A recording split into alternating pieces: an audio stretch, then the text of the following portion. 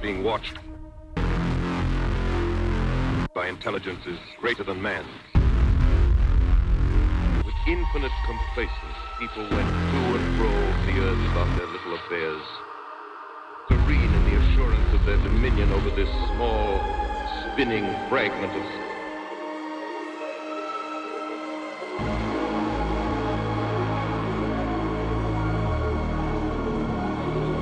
Orson Welles and the Mercury Theater on the Air in The War of the Worlds by H.G. Wells.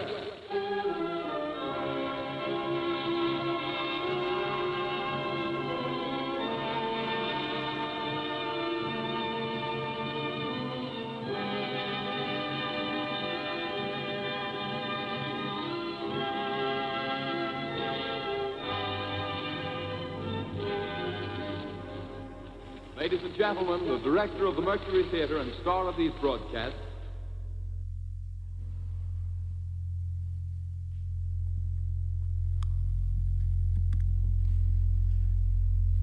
You may have heard the tale of the War of the Worlds, but it did not happen the way that we remember.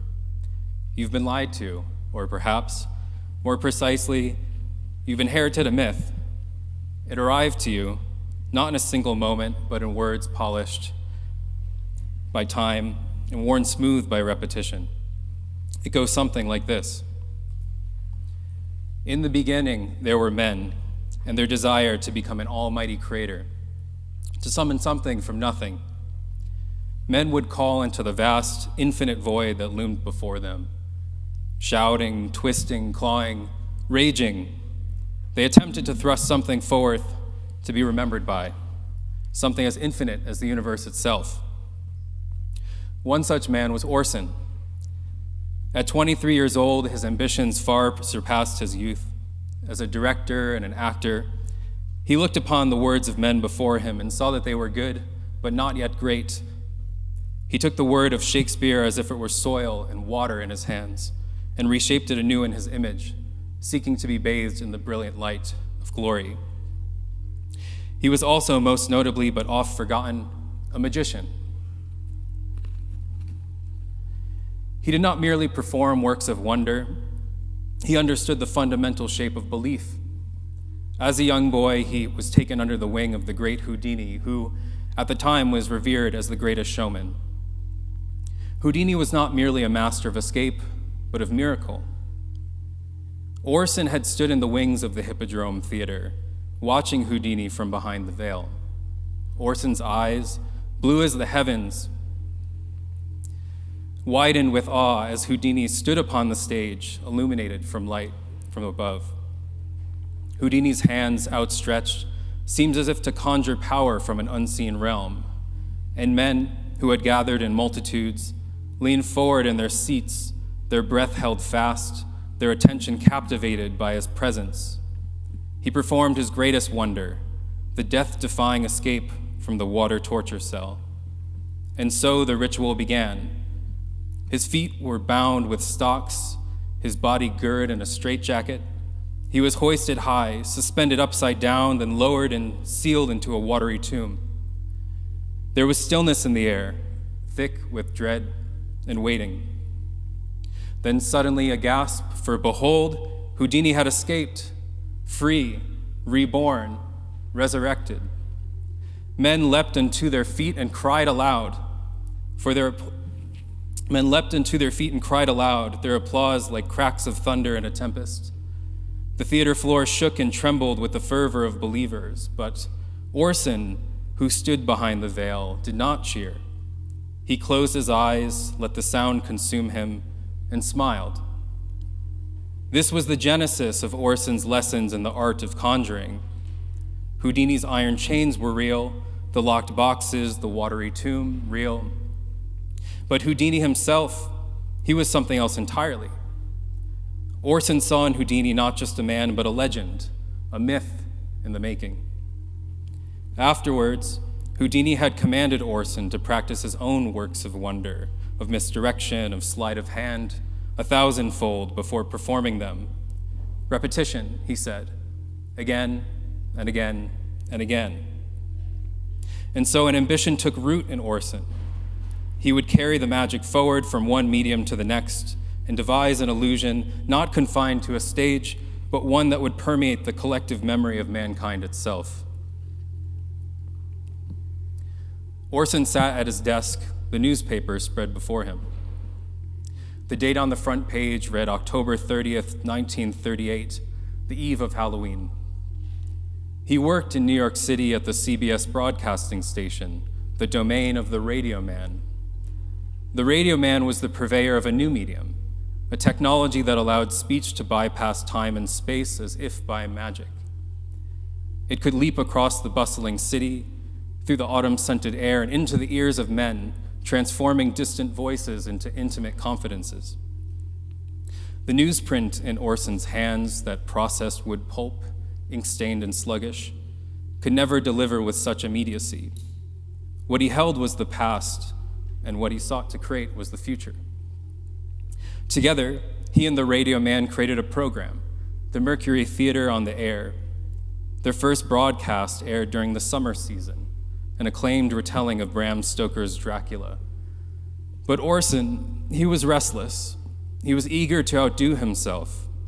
How far could he stretch the boundaries of illusion before they snapped? Days prior, he had an idea, as if delivered by divine hand. A radio dramatization of the War of the Worlds, written in 1898 by H.G. Wells.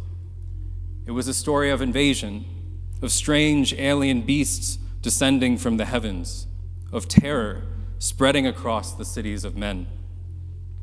But Orson, ever the magician, knew that a simple retelling would not do. The apocalyptic invasion would be spoken as fiction, not as fiction, but as breaking news. There would be bulletins, interruptions, eyewitness accounts, all presented with the breathless urgency of calamity. The setting would be in Grover's Mill, a real town in New Jersey just across the Hudson. It would be the perfect illusion, played upon the grandest of all stages, the theater of the mind. As Orson awaited the inevitable chime of 8 in the evening, he reflected on the days that led him to that appointed moment.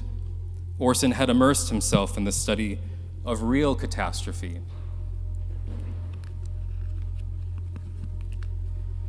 He listened to the broadcasts of the Hindenburg disaster in New Jersey from 1 year prior, to the awe of men as they beheld the largest airship ever built erupt into a great fire in the sky.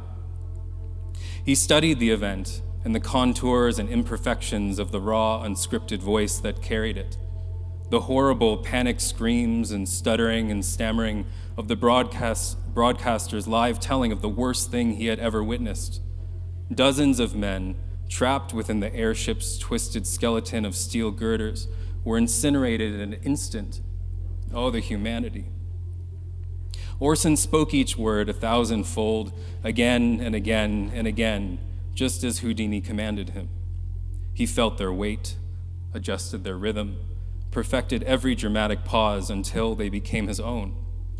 He brought his findings to the Radio Man, the keeper of the airwaves, and repeated the words, smiling with conviction, to make him see the vision, to make him feel it. After all, the greatest myths, those that endure, are conjured from a sliver of truth. Orson looked upon the microphone before him and was still, for the hour had come. As the final seconds passed, he outstretched his hands as if to conjure power from an unseen realm, just as he had watched Houdini from the wings of the hippodrome. He filled his lungs with air and certainty, then spoke. His voice carried through the invisible currents, introducing the episode as if it were any other night. The music played, brassy fanfare, delicate piano etudes, familiar, harmless. The notes curled outward from the radio station, through the cloudy evening and into the living rooms, until a voice cut in. A breaking news bulletin, a disturbance. A celestial object descended from the heavens upon Grover's Mill, and thus the illusion began. From the heavens, the alien beasts came forth, their metallic husks split open as they emerged, clawing their way out. Across the fields of Grover's Mill, the night was fractured by explosions, blooming in the darkness. Sirens wailed. The voices of men rose in panic, layering upon one another until they abruptly vanished into silence.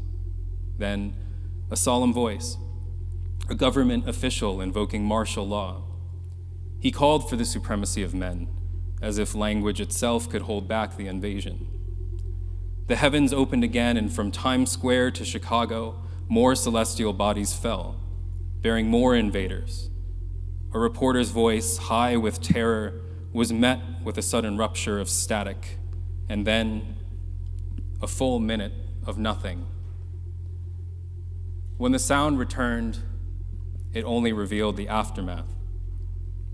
The streets were littered with the wreckage of war, looming black smoke, bodies motionless. The crows descended to consume what flesh was left, for no one remained to drive them away. The hour-long broadcast passed in an instant, and as it drew to a close, Orson recited the final words, again and again and again, smiling with conviction. He imagined multitudes of men gathered in their homes, leaning toward their radios, their breath held fast, their attention drawn into the gravitational pull of the unseen wonder.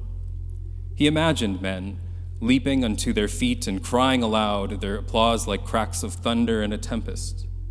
How the floor would shake and tremble with the fervor of believers, his believers. He closed his eyes, he imagined the sound consuming him, and smiled. There were no commercial interruptions, you see. No breaks to remind men of the world outside the one that Orson created for them. He imagined how the power of his words would spread like an incantation, crackling through the radio static of the country. Fiction would dissolve into reality in the minds of men. On the morning of October 31st, 1938, Halloween, the newspapers arrived. The front page of the New York Times carried a pronouncement. Radio listeners panicked, taking war drama as fact. But it was not the only one. Across the country, from the smallest township to the grandest city, the story replicated itself, a contagious virus of belief. It moved through presses, through headlines, through words spoken at breakfast tables and in factory halls. Men had tuned into the broadcast, but only midway. They missed both the beginning and its finale. They had entered not a performance, but a world collapsing in real time. They did not marvel at the illusion, nor smile at its ingenuity.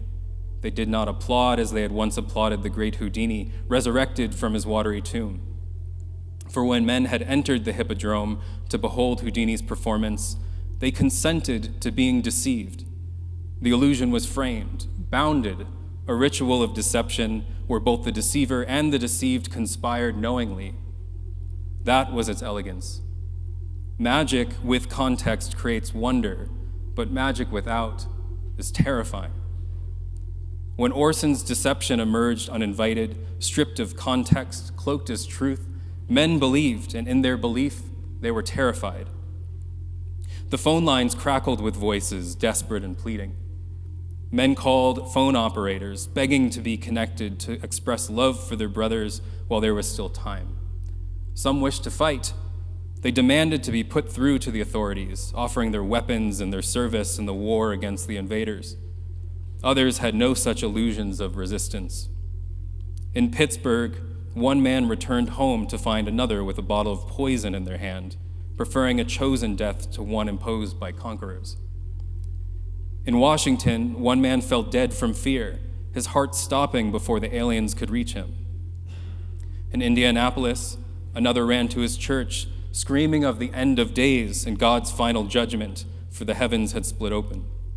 Some leapt from windows, others fled in their cars, hoping to outpace the tide of ruin.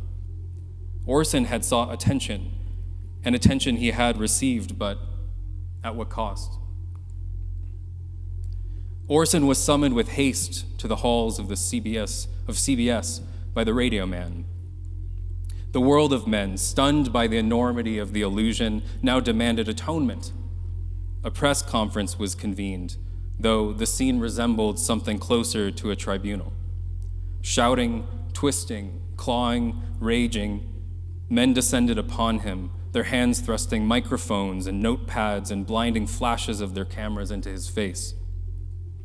The room swelled with voices, calling for punishment and exile, for the unmaking of what had been done. Some wished to see him ruined. Others wished to see the technology of radio itself banned or destroyed, as if erasing the medium could undo the memory. Lawsuits were filed. Investigations by the Federal Communications Commission were launched. Proclamations for government regulation were issued in the name of order. Orson, standing at the center of the fury, he apologized, but even as the words left his lips, he did not feel conviction. He felt the unmistakable tug of amusement. The weight of myth settled upon him, and he understood this was not punishment, this was proof of his power to summon belief from the void, to rearrange reality with nothing more than air and sound. He pressed his lips together, fighting the smile that threatened to betray him. The magician had been unmasked, but the spell had taken hold. And a magician does not grieve for the audience that believes. Once the voices of the tribunal faded, Orson returned to his desk, and there, waiting for him, was a different kind of testimony. Scattered before him were telephone messages from men who had called the station. They did not curse his name, they exalted it. These were men who understood the illusion for what it was and marveled at its execution.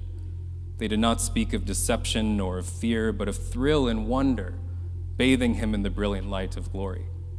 Orson had done it.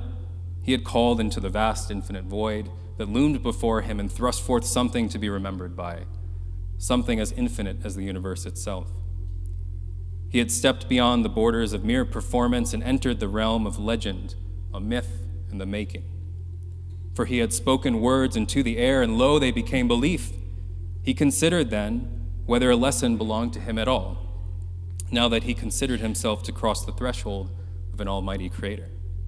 No, the lesson, if one could exist, was for the sins of men, for those who had listened and believed, for those who had abandoned skepticism in favor of wonder or fear, not because they were forced to, but because they had wanted to. Perhaps, he mused, no matter the condemnation or celebration, his myth would be repeated again and again and again until it hardened into the collective memory of mankind. Surely, he thought, they would remember and they would learn. Surely nothing like this would ever happen again. And so it is written, so it shall be done. In the beginning there were men, and they were at war, but not against alien beasts that rained down from the heavens. No, this was a war waged between men of mediums, between new order and old, the radio man and the newspaper man. There was a time when the newspaper man was king over his dominion, and his daily written word was law upon the earth. But there arose the radio man. His new electric machinery carried his word through the airwaves and directly into the homes of men, arriving without delay as if by magic. Faster, more immediate, more alive, his word did not wait for the ink of scribes to dry, nor for the slow, deliberate rhythm of the presses to roll, nor for men to scatter the written word through the streets. The radio man read the headlines to men before they even had a printed page to turn, and witnessed the fear and terror of a second great war brewing between men of rival nations, of the tensions between America and Japan, of the Nazi Party's millions of soldiers marching through Europe, of fascism's iron grip on Italy, of communism's specter in Russia. This should have been the word of the newspaper man, but the radio man, he spoke it first. Men began to turn their eyes from the page and their ears towards the air. Newspapers were left unread. The advertisers began to depart, following the attention of men. The newspaper man, he was a devout man to the almighty dollar.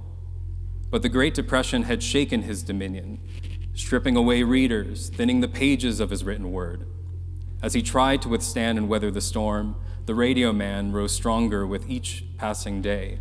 And so, the newspaper man felt his hatred grow for the one who had stolen the ears of men, and thus a battle had begun. He accused the radio man of theft, of plundering his written word before he could print it. He devised private news wires, severing the flow of his written word before it could reach the airwaves. He waged war through the law of men. He whispered in the ears of politicians, weaving together a network of economic reprisals, legal shackles, political pressures, a perfect system of constraints, he thought. At last, he struck a devastating blow, the Biltmore Covenant. It became a law and decreed that the radio man could speak, but only in measured breaths, no more than 5 minutes of news twice per day. He could have no sponsors. His spoken word was stripped of detail, each news bulletin reduced to only 30 words, a mere echo of what was printed. Both the morning and the evening news would come only after the written word was already delivered to the doorsteps of men first. And above all, he was commanded to say, "See your daily newspaper for further details." The newspaper man believed he had won, but the radio man was not cast down. The radio man, that persistent insect, that unrelenting shadow, he was not so easily vanquished. Barred from the fountain of information, he dug his own well. He devised his own newswire, the Trans Radio Press Service. And men, in their fickleness, swayed by immediacy, continued to listen. With them went the advertisers, who cared only for where the eyes and ears of men wandered. And so the newspaper man was troubled, for he understood that to shape attention is to change the fundamental shape of belief. And to shape belief, well, that is true power. It was at this moment that an opportunity was set before him, as if delivered by divine hand. It was the evening of October 30th, 1938, the eve of Halloween. He heard a story on the newswire of dozens of confused phone calls to telephone operators around New Jersey about a radio broadcast. Somewhere in New York City, a man named Orson had spoken into a microphone. His voice leapt across the bustling city, through the autumn-scented air, and into the ears of men. He spoke of a tale of invasion, of strange alien beasts descending from the heavens, of terror spreading across the cities of men. The story, The War of the Worlds, was not his own. It belonged to H.G. Wells. He had written it in 1898 as a parable, an indictment, a mirror held to the face of the British Empire. Beneath the myth of alien invasion was a conqueror glimpsing its own reflection being conquered. The alien beast descended upon England just as the British, armed with their superior technological weaponry, descended upon distant lands and laid waste unto vulnerable colonized peoples. It deemed them as lesser and so turned them to dust. That very month of October, Germany had marched its legions of foot soldiers into Sudetenland, and Winston Churchill had warned that a second Great War was no longer a question of if, but when. The world already stood on the edge of inevitable disaster, and men already feared invasion.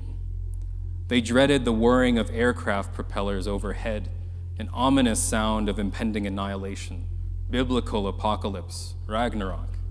And now, here was the perfect storm, a radio play, dozens of confused phone calls, and a moment of opportunity.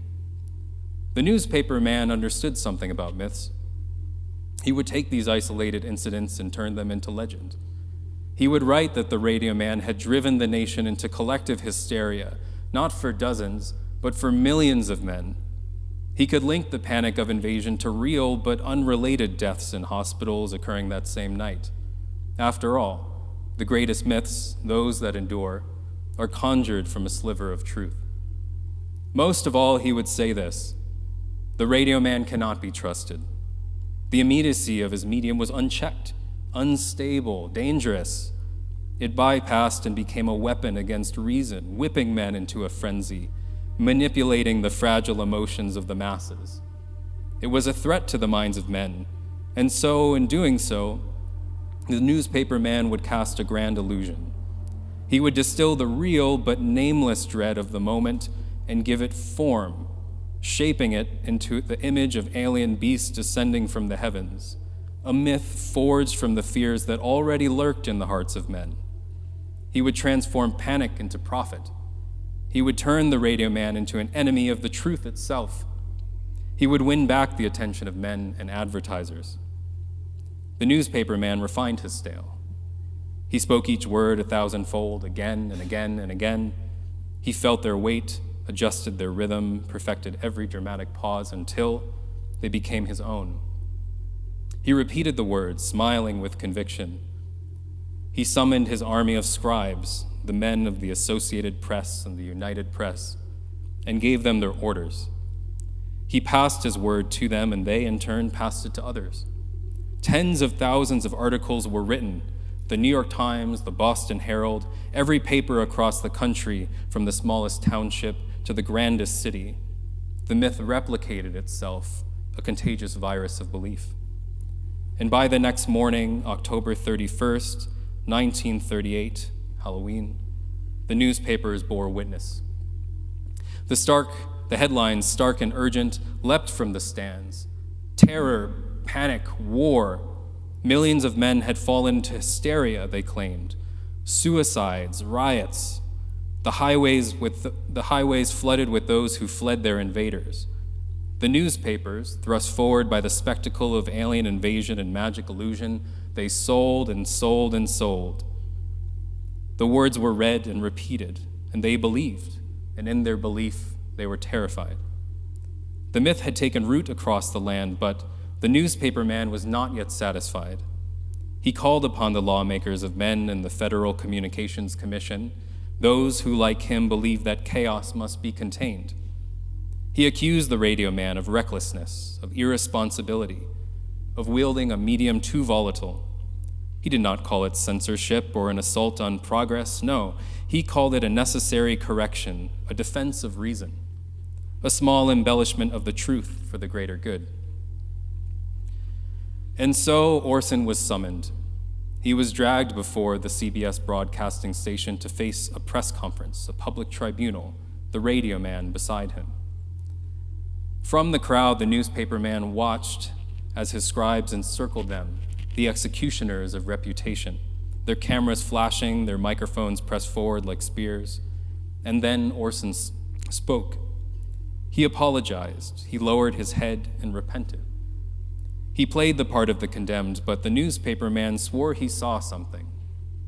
Orson's lip twitched, a fraction of a second, a near smile. And at that moment, Orson knew that this was not his story of ruin, but his story of ascension. He would not be remembered as a villain, but as a legend. But it was no matter. Orson was just one piece on the board. The war was never with him. It was against the radio man. And the newspaper man, for now, stood victorious. As the newspaper man left the tribunal, he approached a newsstand and bought a newspaper. The headline, his headline, leapt out at him. War, panic, outrage. He reached into his pocket, gently retrieved a crisp dollar bill, and slid it neatly to the vendor, carefully tucking his change away. Flipping through the pages, he thought, surely this was the final skirmish. Surely the war was over and won. Yes, the men had been caught in the crossfire, but the casualties of this war were not of body, but of mind. And yet, a lingering question remained. 100 years from now, what would the collective memory of mankind hold and repeat across the long arc of history? Would they recall that men had not panicked because they had witnessed the event themselves, but because they were told others had? Would they remember this is an eternal war between men of mediums for capital, power, and control of technology's future? Would they remember H.G. Wells' condemnation of imperialism? Or is it mankind's condition to displace the hardships of reality and find greater meaning and connection in myth? To take the instability of war, politics, and the economy and give it form through aliens, conspiracy, the magic of an unfamiliar technology, and the youthful dreams of becoming an almighty creator. Perhaps the myth would be inherited, not in a single moment, but in words recited so many times they ceased to be questioned, polished by time, worn smooth by repetition. For what are men, if not the stories they believe and repeat and remember? As he reached the last page, the newspaper man crumpled it in his fist, and without hesitation, he tossed it into the trash beside him, and then he laughed to himself. May the best story win, may the best story win, may the best story win. Take you now to the news preview here. The baseball podcast in downtown New York, where you'll be entertained by the music of Raymond Marcello and the Gong.